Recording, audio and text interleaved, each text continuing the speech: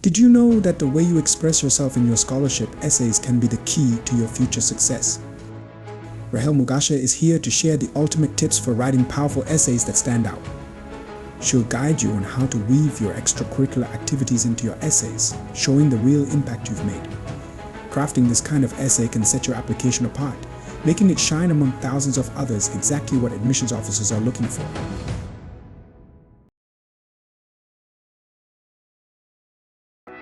But there's more to Rahel's story. She will also take you on her personal journey to the Polytechnic University in Hong Kong, the admission process, financial aid, and ultimately joining the college. Her scholarship success has become a source of inspiration for countless African students, proving that no matter where you come from or what your financial background is, world-class education is within reach. Rahel's experience shows that with the right guidance and determination, you can achieve your dreams and secure your place in top universities around the world. Don't miss this opportunity to be inspired and equipped with the tools you need to succeed. Let Rahel's journey motivate you to take the next step towards your own academic and professional goals.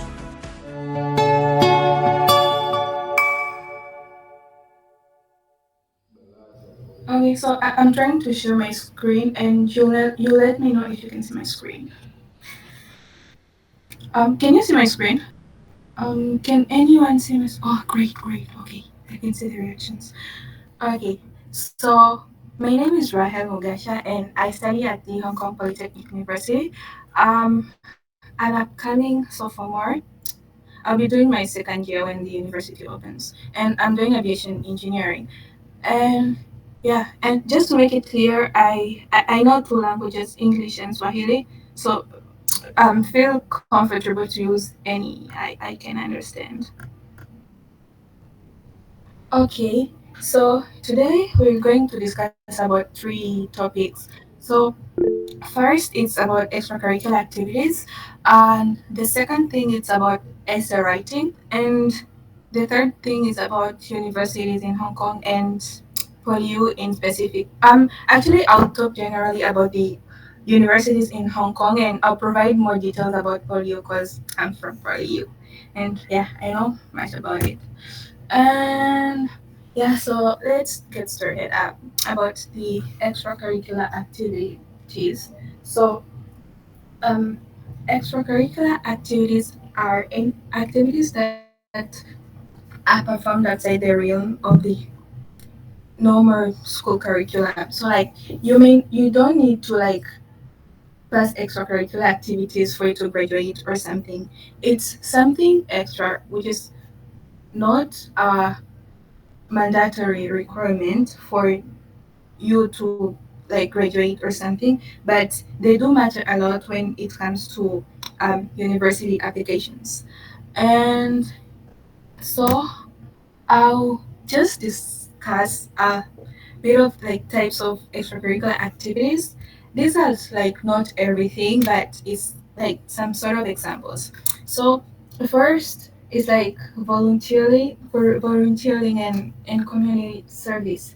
So it can be in form of like visiting an orphanage center and like do charity activities, or like volunteering to hospital. I have a friend who like after she finished form 4, she went to the Ocean Road and he was like helping the people infected with cancer and all that. She wasn't doing like a very technical job like inayohitaji kuwa na ujuzi wa kidaktari, hapana, but kuna vitu aliweza kuvifanya ambavyo it's like yeah, you're providing a certain service. And we had things like art and creativity, be drawing, singing, and everything. So yeah, these are just few examples. And other things can be like leadership roles, like when a person is a leader, like you can show how you can influence others to accomplish a certain task, right? So you can count that as an extracurricular activities. You can also count sports and fitness like football, basketball, netball, and everything else. And yeah, school clubs. If you're doing, you're part of like school clubs, like I don't know, science, environment clubs, they do count as well. And sometimes, like, the extracurricular activities can be entertaining.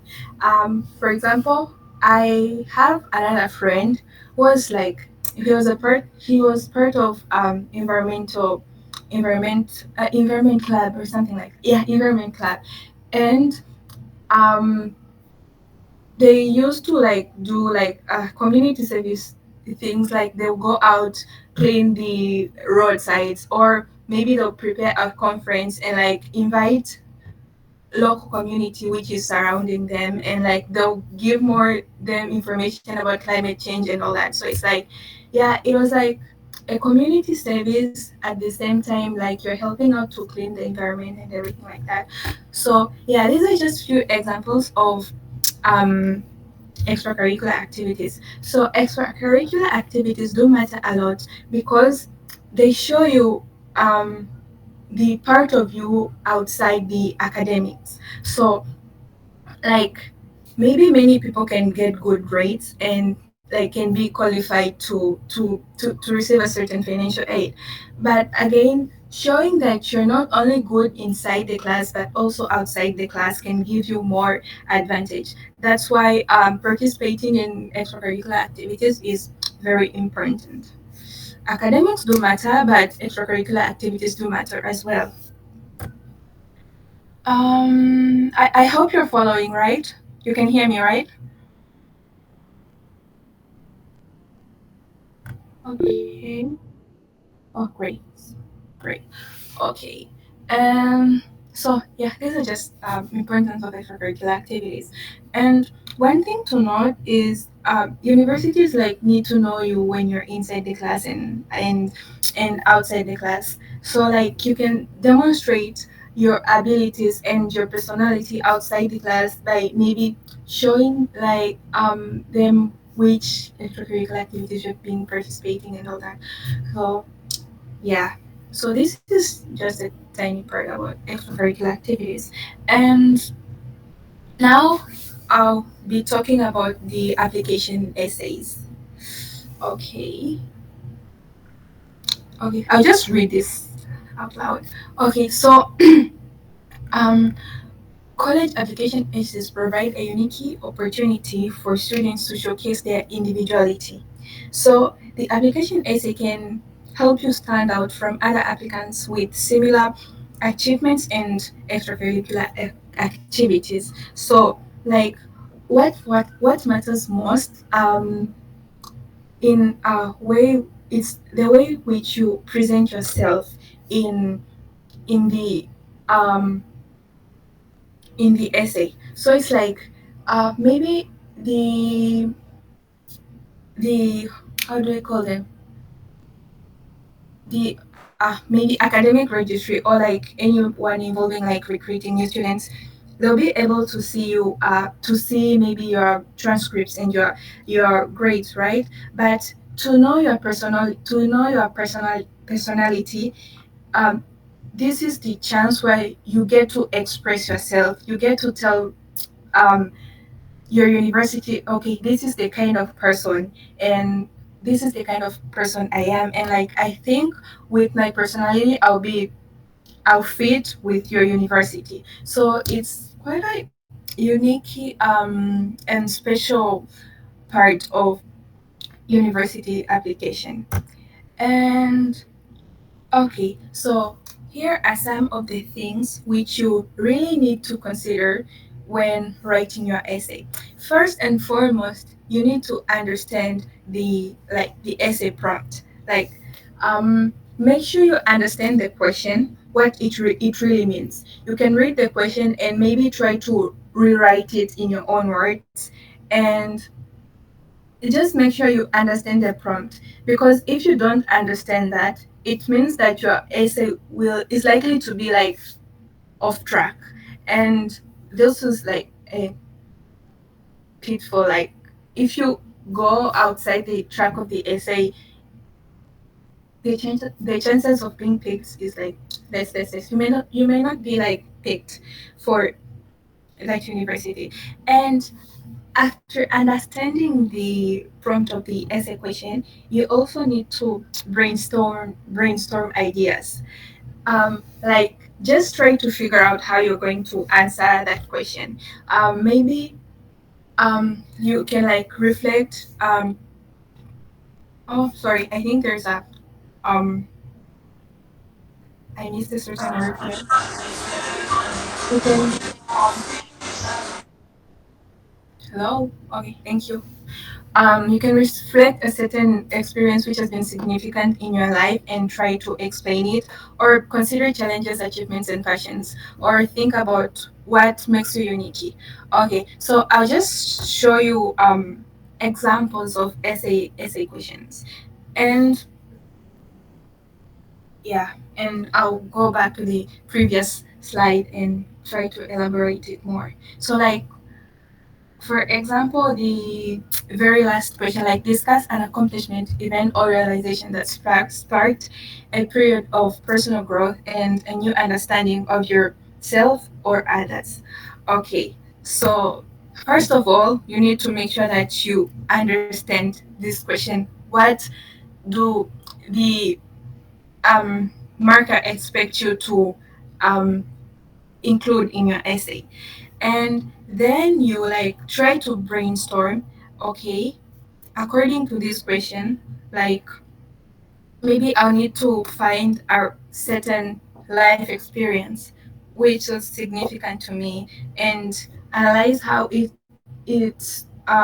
enabled me to have a personal growth. Okay, so maybe as I was in high school I did online classes.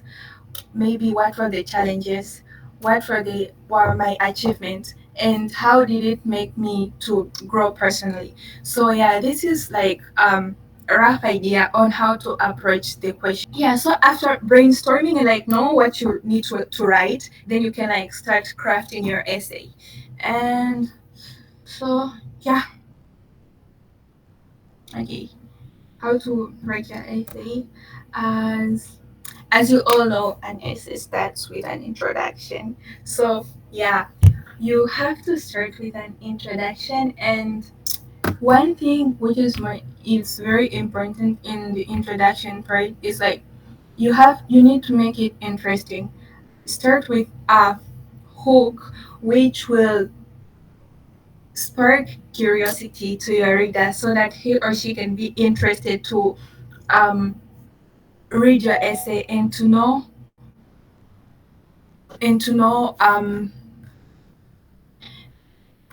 more about your essay. So like you may start with a quote just to draw the attention of the reader. Like maybe who was this? Isaac Newton once said, if I can see fights because I've stood on shoulders of the giants or something. Then you explain and explain. Or you can start with anecdote, which is like a short story, which is real actually. And or maybe you can start with a question. Like, is life fair? This question resonated in my mind. I was visiting a certain charity organization or something like that. Just try to start with something which will make the reader be interested to read about your essay and have a good impression about your essay. So it's like if you have a good introduction, you put a positive mindset to the reader, and yeah, just by doing that, you may qualify to get to another level, and like the university may be considering you to take you, right? Okay, so this is a part of introduction, and I will show an example of introduction. So yeah, you don't need to read this like right now. I'll share the PPT later, and you can just have a close look of how this person started the essay. And yeah, okay. So the second part of your essay is like developing your narratives. So okay, sorry. One more thing. Before going to the main part of the essay, please make sure that when you're using certain technique to hook your reader. Make sure it's related to the question which you want to answer. Don't just pull up unnecessary story and write it there. It won't make sense. So please, when you're choosing a certain thing like to present your essay, make sure it matches with what you're going to write later. Don't just put an interesting story which is like of the question, like okay, that will show like you're not serious or something. And okay, so are we going back to the, oh my bad, sorry. Okay, are we going back to the um developing your narrative? Okay, so first you, okay, after um putting a bit of an introduction, then you need to explain further, like describe your personal experience and personal growth. Not only personal growth, but what I know, like when you're writing an essay, you have to explain a certain experience and do a reflection. Don't just say, okay, I went to this maybe charity organization, I saw these people doing blah blah blah. I felt so sorry for them, and you just end there. It's more important to do reflection instead of just narrating what was happening. Try to make a reflection. What impact did it have on you, or what did you learn from a certain experience? So don't just write something, or you just write an narrating a story without doing any reflection. Okay, and in addition to that, you can tie up your experience or what you've learned from a certain experience to the school mission and vision, right? So yeah, you this will show like, okay, because you're doing this and this, and you align maybe to the school mission and vision. So yeah, it's also important to tie that into your essay. And please make sure you're answering the question. Just don't just write and write and write. You're going off track and you're not even aware that you're doing that. So please make sure you're answering the question. Don't just write uh, when you're off track. And yeah, this is another example of, it's actually the continuation of the same essay, but yeah, this is an example. You have already read it. So I'll share this PPT after the presentation, or like maybe tomorrow. Then you can have a closer look. And after writing the main body of your essay, you have to do a conclusion. So the conclusion is your final opportunity to impress your reader. You can briefly remind the reader of different parts of your essay and reflect on how you have grown and what you've learned from your experiences. So make it short and sweet, make it interesting. Okay, so this is another example. This is an example of a conclusion. It's like continuation of that essay, and this was the conclusion. Okay, here are like common pitfalls, like common mistakes which people usually make when writing their essays. So first and foremost, like ignoring the prompt. This is a dead serious mistake. Please don't ignore the prompt because it will definitely disqualify you. And maybe being too generic. Being too generic is like being too general. Okay, I'll give an example. So maybe I want to write about a certain experience where I visited maybe a charity organization. Then I just write, we went, we did this and this, but like I'm trying to describe myself as a group of people. I don't go into details what like what this project really meant to me, what impact did it have on me, what was I doing as an individual over there. So it's like avoid being too generic, like try to show yourself, try to show your position in the story. And yeah, don't just explain general ideas, or like if maybe you're you're doing maybe like an individual project. Okay, don't just explain barely on the surface what you are doing and like just generalizing it. Try to go into details and make the reader understand really what you are doing. And also avoid using cliches like you're exaggerating stuff even people can see that like, hey, this is not true. Okay, so like just be normal, use normal language, don't try to super exaggerate stuff so that you can be seen as a great person. People won't even believe it. So like just be the real you, use appropriate words. And another important thing is like make sure you observe the structure of your essay. So um maybe your um okay, your essay should have a good structure. The reader should be able to understand. This is the introduction. This is the main part. This is how the main part flows. Not like you're saying you're explaining about a certain experience. You start with day three, then two, then one. So that will be like so confusing to the reader. So make sure you have a good structure. Your work is well structured so it can be easy for the reader to follow up and understand what you're doing. And another thing, they usually give word limits. If they tell you like write 200 words, don't write 215 thinking that you're doing a great job of writing. Just like focus on the word limit. And another thing, like when you're done writing your essay, you can proofread it like to correct and see like if you've done any mistake like typos or grammatical errors. Just proofread it and yeah, make sure everything is good. And one more thing which just I would like to add is like don't plagiarize. Like plagiarism is like taking somebody's work and like present it as your own. They do universities do have like a system to check like plagiarism. So if you're doing plagiarism, you'll definitely be disqualified. So yeah, and these are just final tips of writing your essay. Start early.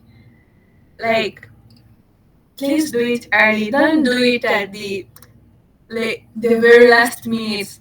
Like when you do it at the very last minute, first of all, you may be panicking, right? You may not get enough time to proofread your essay, and you may not get time to ask people to read it so that they can give you more feedback. So please start early. You can write multiple drafts if you've started early. So yeah, and like you pick one which is you pick the one which is best and like you can submit that. And stay organized and track the deadlines. Don't pass the deadlines because if you don't meet the deadline, they'll definitely don't consider you. You may not even be able to submit your application. So like be alert, meet the deadline, and you can also ask for like feedbacks from your peers or teachers. Ask them to read it, ask them for recommendation like what more should I include, what should I reduce, or how do you see my essay, should I add something else, yeah, something like that. And be confident and believe in your story. Yeah, these are like final tips for the essay. Okay, so now I'll be talking about Hong Kong universities. Okay. Oh, okay. So first, these are some of the famous, common, good universities in Hong Kong. Like we have Polyu. Polyu is my university, by the way, and HKU and all these universities. So you can just take a note of these universities, like the names, just in case you want to apply to be easy for you to find out about the university, like the courses, facilities, and like what interests you in universities. So yeah, these are the like some common good universities in Hong Kong. Okay, then I'll be okay. So there, most of these universities listed here, they do offer scholarship. So, but again, as far as I know, like there are mainly two types of scholarships here. So first is like the academic, academic scholarships. It's like you're given a scholarship based on your academic performance, and non-academic scholarships is like okay, you get the scholarship. Oh, okay, due to sports activities, arts, or maybe cultural activities. Sorry, I skipped a word here. Or community services. So for the academic scholarships, I know for systems like um, IB or Cambridge, they have like set standards. Like if you meet this criteria, you definitely get this scholarship. But again, for Tanzania, sorry,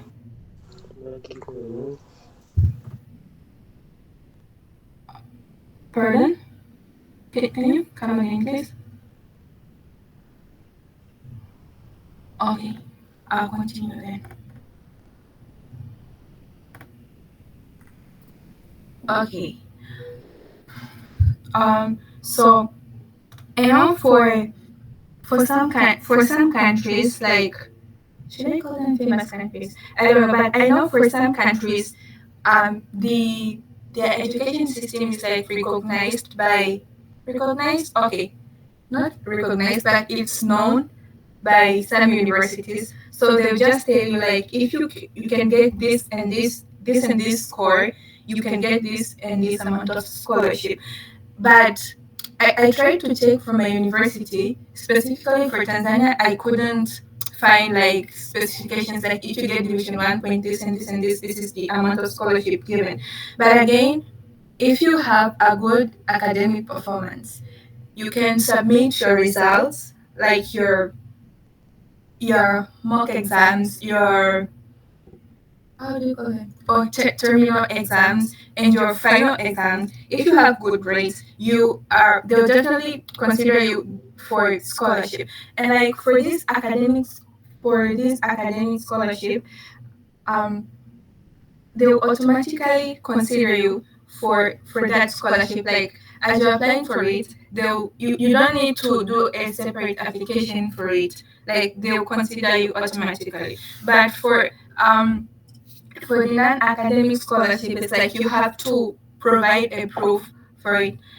I'm sorry, I have typos here and grammatical errors. But yeah, if it's like for sports, maybe you have to prove your abilities. Maybe you have a medal or the certificate which shows you're good at doing this thing. So for the non-academic scholarships, you need to apply for it. Yeah, and you need to have a proof. Like you can just say you're good at football and you have no proof. That's not possible. Okay, so yeah, this is the part of non-academic scholarship, and yeah, so again, depending on the scholarship you're going to get, it can either like cover your half tuition fee. Some scholarship do cover half tuition fee, and some do cover a full tuition fee. And like for good for some scholarship like good scholarship, generous scholarship, they'll cover your full tuition fee and living expenses. Pardon my typos again. Expenses. Okay, so yeah, these are the like this is like what scholarship covers, and it really depends on what scholarship you get, and that's what will determine what your scholarship will be covering. And yeah, for my university, PolyU, the application usually opens in late September.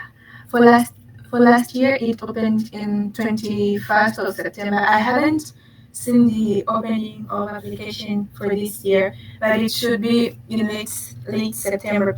And for other Hong Kong university, it's mainly late September there or early October.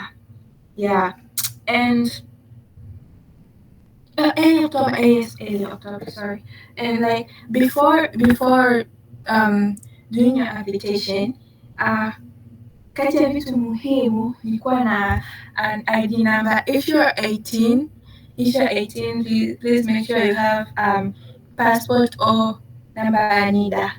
Yeah, I, I noticed it when I was doing my application as well. Yeah, and so when you're doing your application, okay, um, I don't like the blank page. Okay, I'm continuing. I'll continue to talk, but this is the last slide. Okay, so like the application process is usually like you register in an applicant portal, then you fill out the application, then you submit your application, and some universities do have interviews, some don't, but yeah, and then after like during the interview, if you need to, then you'll get the results of your application. Usually they'll tell you like you've got into this university, you did get a scholarship or not, or maybe you did not get into the university. So yeah, after they analyze like the different applications, they'll pick the ones they want to admit, and yeah, that's it for the university application process. So yeah, this is the end of my presentation, and we do have like 15 minutes to do Q&A. If you have any question, please feel free to ask. Yeah, Mary, please welcome. Is based on the in admission process. So when the admission window is open to register yourself, as you said in September, Mhm. when do you get admitted after receiving, for instance, an email that you accepted in? Oh, okay. So it really depends on the university. For my university, it usually takes to like 6 to 8 weeks. But again, it depends on the university. Like some universities will tell you like if you submit before this date, then you're gonna receive your results on this date. But some will be like general. It will take us 6 or 8 weeks to get back to you. So it really depends on the university which you applied. Okay, thank you. Welcome. Any other question, comment, or anything? I do have another question. Welcome, please. Yes, you said you're taking in the second year an aviation engineering. Yes, ma'am. Oh, is it aerospace or aviation? I cannot differentiate these two. What is aviation and what is aerospace Oh, okay. engineering? So I'm doing aviation engineering. Aviation, it's about aircrafts and all things related to aircraft, but inside the Earth's atmosphere.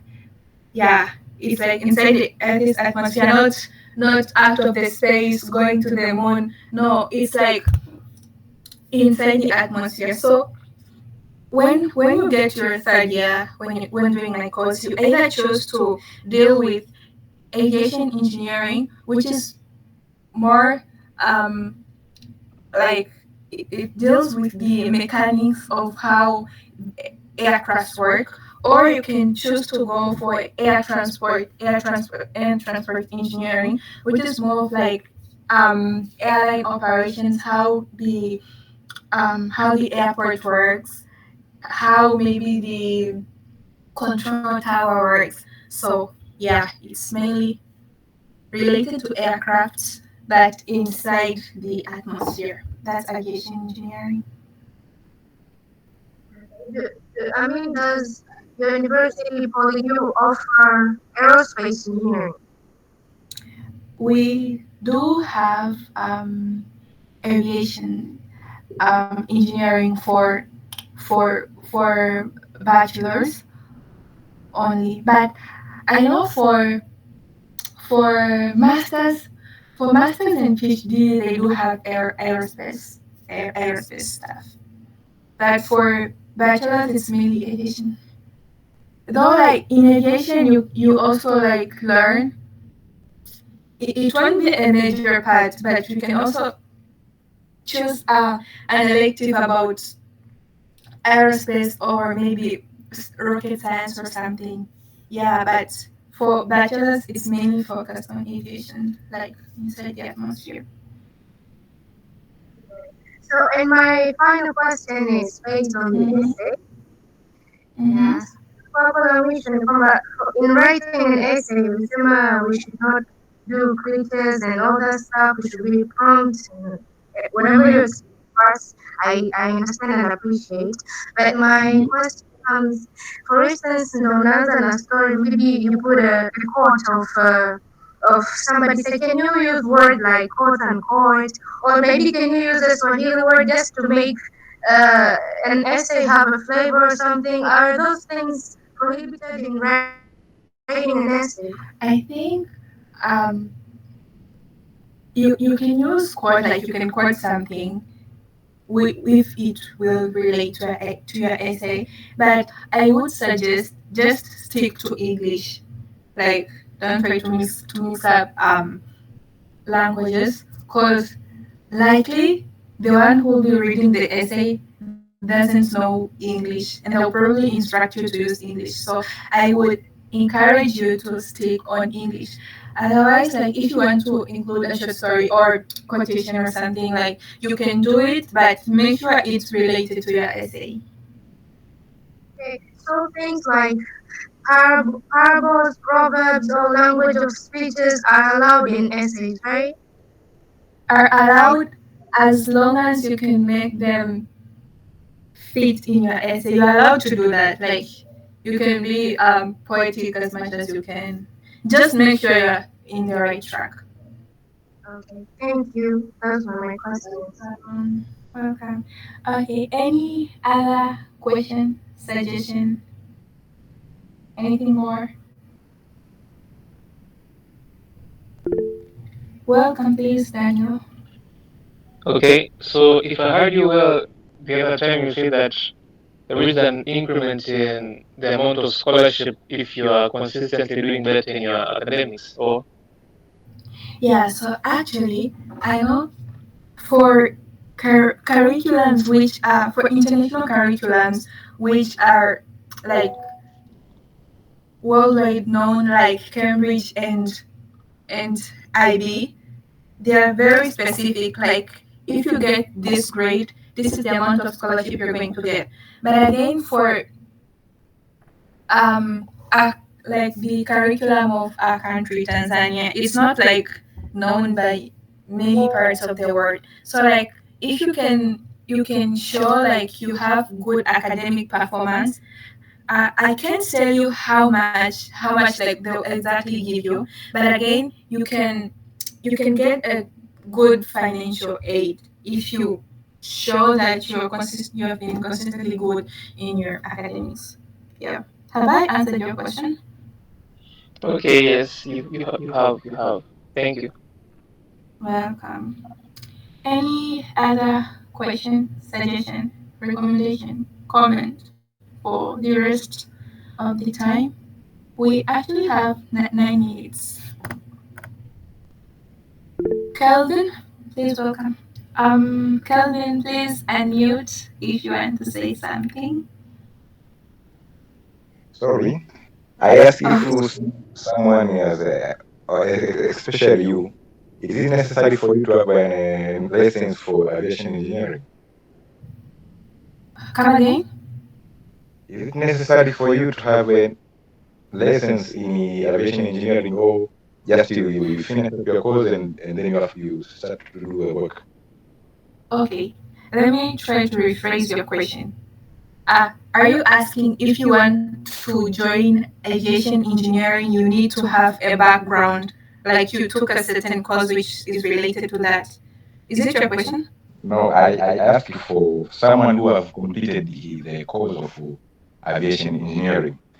Is it Uh-huh. necessary for him to have an license? Oh, license. Yeah. Oh, my bad. I'm sorry. I heard lessons.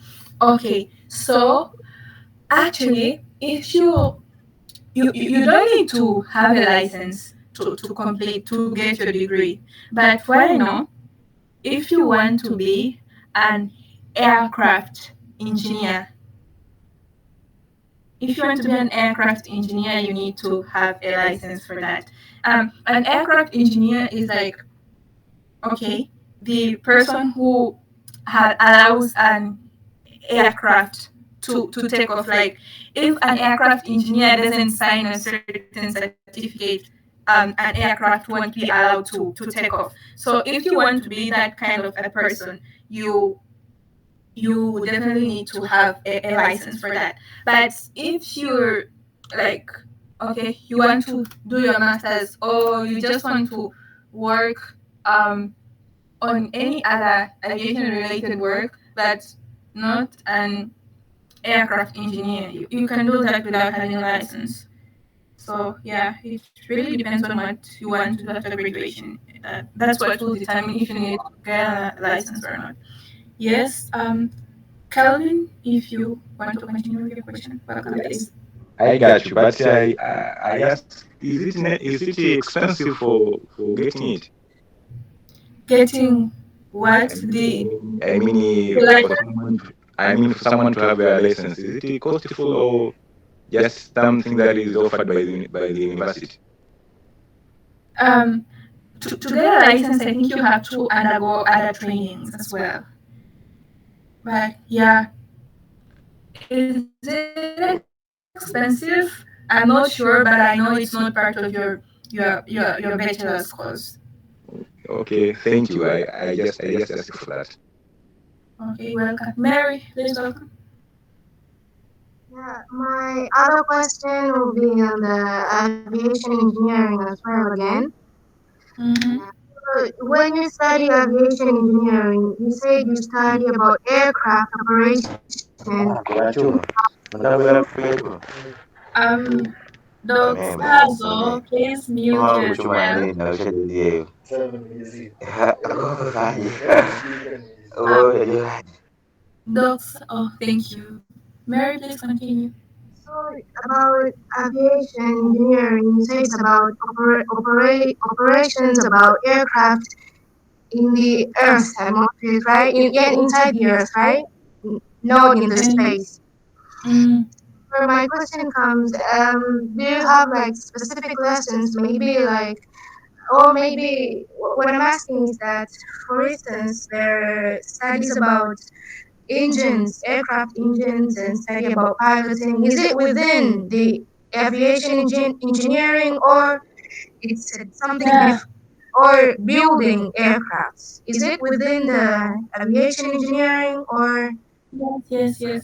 Yeah. Like aircraft engine, like that's what you're doing for a living here.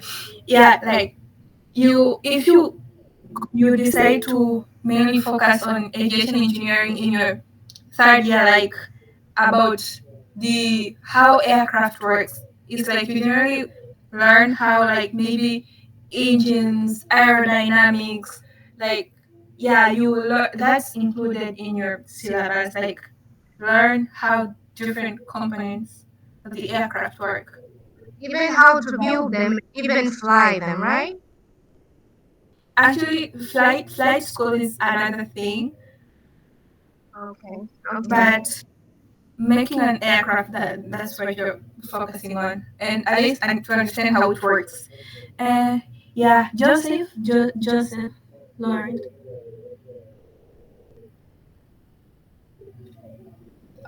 Joseph, you can unmute and say, please.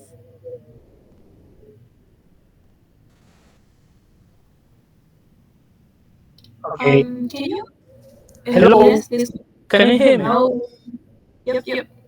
Okay. So it was a really nice presentation. So I got a couple questions and I still got like 3 minutes. Okay. So you spoke about academic and non-academic scholarships. Yeah. And okay. So my questions comes like so what's so good in university? Like what specific thing like when someone says that he wants to come to university. So what specific thing do you think like it will emphasize someone to join the university that you're in. And okay, but the main question was that what made you stood up? Like I don't know if it's either academic or non-academic scholarship that you're doing. So what made you stood up? Because we spoke about the ACEs, extracurriculars. So, but I didn't hear you saying like maybe I play basketball or I do stuff like community service. So what made you stood up? Did you catch that? Okay, yeah, I got your two questions. Like, Okay. first, what do you consider to apply to a certain university? And the second question is about myself. Okay, so Okay. for the first question, I would highly suggest to personally do a research, like what what courses are offered um, in the university, what are their facilities, maybe what is their ranking worldwide, and maybe what is their mission and vision. Like, try to see if you can see yourself fitting in that kind of environment. And yeah, so basically, just you need to know much about the university before like deciding to apply for it. Yeah, and about the second question, so I I wasn't a good maybe I wasn't good in sports. I I couldn't show up. I didn't have certificate to show that I'm a good singer. I like singing, but I can sing. But I didn't have like, oh, maybe I went to this school or I have this certificate which I got for singing or something. So I didn't have that, but I did have other extracurricular activities which enabled me to stand out. Yeah, that is the part of the extracurricular activities. So my friend and I started this some sort of organization. Organization? Okay. It's not an organization, but it's something that's an organization. So during COVID, I had to take online classes. And my friend and I started this project in which we collected um, different artworks from artists all over the world. We made an online exhibition, and we raised some funds, and like the money which we got was donated to non-profit organizations like orphanage centers. Yeah, so like that is one of the projects which I did when I was in high school, and I was also like a peer mentor in my school. So yeah, those are the extracurricular activities which I did, like the significant ones. Like I had others, but those are the significant ones. And I also relied on my academics as well. So yeah, that is what I did. Okay, eh, I think time is over now. It's one past six, right? Okay, so maybe I should allow one last question if there is any last question before we leave. Uh, Daniel. Okay, Daniel, can you like ask your question? Okay, I have two short questions. One Sure. is what makes Hong Kong unique? Like what are you telling us that? makes Hong Kong unique from other parts of the world in terms of taking education? Like, what do you tell us that convinces us like to come to Hong Kong and compare to other countries? What is it? And the other question is, maybe is there a way we could get somehow your contacts? Maybe it's either an email or your phone number, so that if we get just stuck anywhere, just for backup, we could just contact you. Okay, I'll start with your second question. I Okay. said I said I'll send this PPT in the group. So if you see somebody sending this PPT, just know it's me. And I use my official name in WhatsApp. So the person who will be sending this PPT is me. Okay. Okay. For Thank your you. second question, for your second question, Mm. um, like I find here in Hong Kong, actually Hong Kong is one of the developed countries, right? It has good facilities, yeah, good education facilities, and it's like this is a part of the world where you can experience the Western culture and the Eastern culture at at the same point. So it's like culturally diverse, but again, it is this good developed city with good universities, with good facilities. So yeah, actually, Hong Kong has good universities. So I think this will be the end of the presentation. So if you have any further question, just feel free to message me. Let me send a message in my group, and that's my number.